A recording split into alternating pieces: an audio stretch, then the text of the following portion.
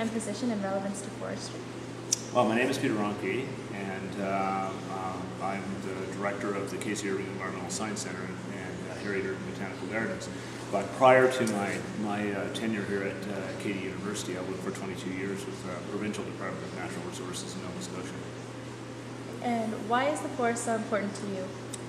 I think it's important to all Nova Scotians who grow up in this kind of environment.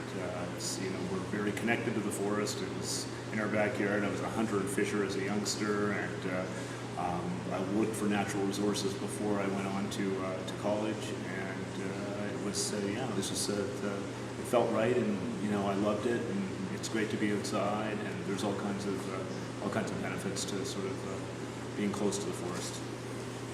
And what do you think is the biggest problem in Nova Scotia forestry today? And what do you know about New Brunswick's forestry?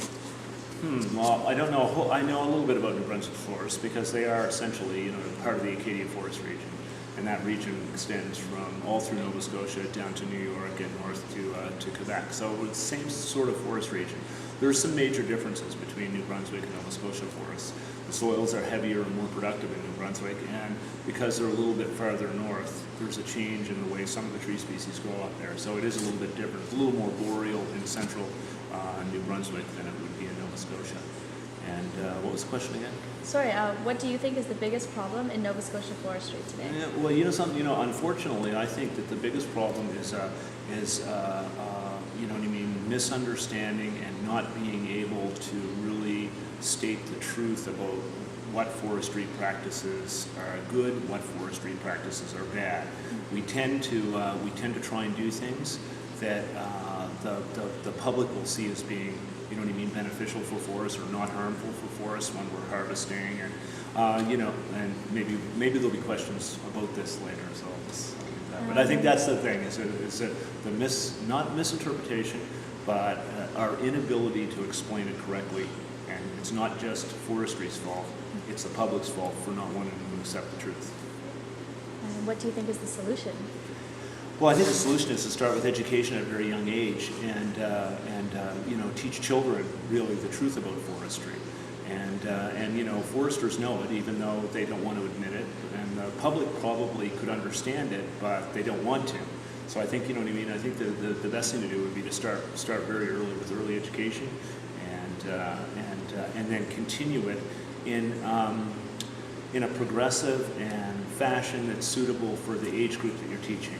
You don't start complicated forestry issues with younger children, but you know what I mean? You start with the simple things, and they get more complicated as time goes on, and that should be the same way with all our natural resources, fishing, mining, and any other natural resource industry. What do you think that the government needs to do to help? Well, the government, this is a classic example of what governments do. Is this something that the pulp and paper and lumbering companies of the Acadia Forest region would not be taken, I shouldn't say they wouldn't be taken seriously, but they're an inappropriate group to approach an education department. The people that need to approach education are government agencies where they don't have a vested interest in profiting from the harvesting of stems, or they don't have a vested interest in the leaving forests untouched. So there's no benefit or no loss. So they're the group that, and that's what governments do. That's what they should be.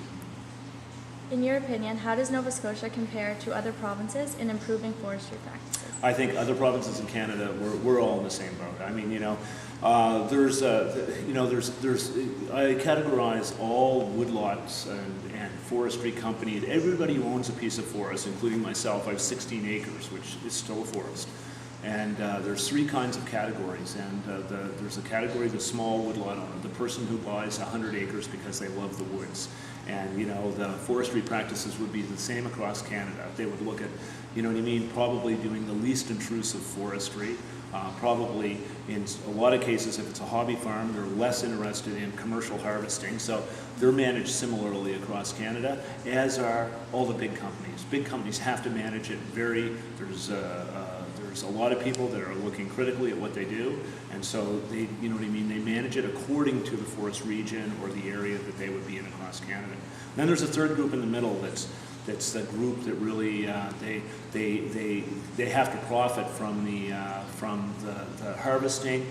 They're a little bit smaller than the big guys, so they're not watched quite as closely, and they care a little bit less than the little people. And they're the group that needs to be watched the most, and I think that's the same across Canada as well. So I don't think there's any real difference. If you could offer one piece of advice to those with decision-making power, what would you offer? I would say we have to look at how forests succeed naturally and sort of bring our forestry practices around to meet how forest succession occurs naturally. If you look at any event that clear cuts a forest, and there's all kinds of things that clear cut a forest are, all kinds, there's a bunch, right? Hurricanes can clear cut a forest, an insect can clear cut a forest, a fire can clear cut a forest, or a forester can clear cut a forest. And if you look at the way the forester clear cuts, he takes out the main stem of the tree and leaves all the branches.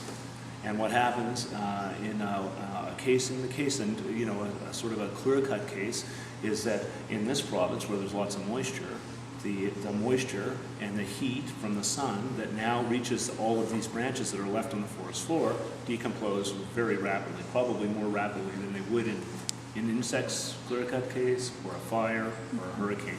And the main stem is taken out, whereas in all the natural succession cases, the main stem is left in the forest and everything else is removed. The insects eat the foliage, the fire burns the foliage, or a hurricane blows it down, and you know what I mean, it's consumed by, maybe fire, maybe some insect, but it's always the main stem that remains in the forest. So if I could offer one piece of advice, it would be find a way to make 2x4s and toilet paper out of foliage and leave the main stems in the woods.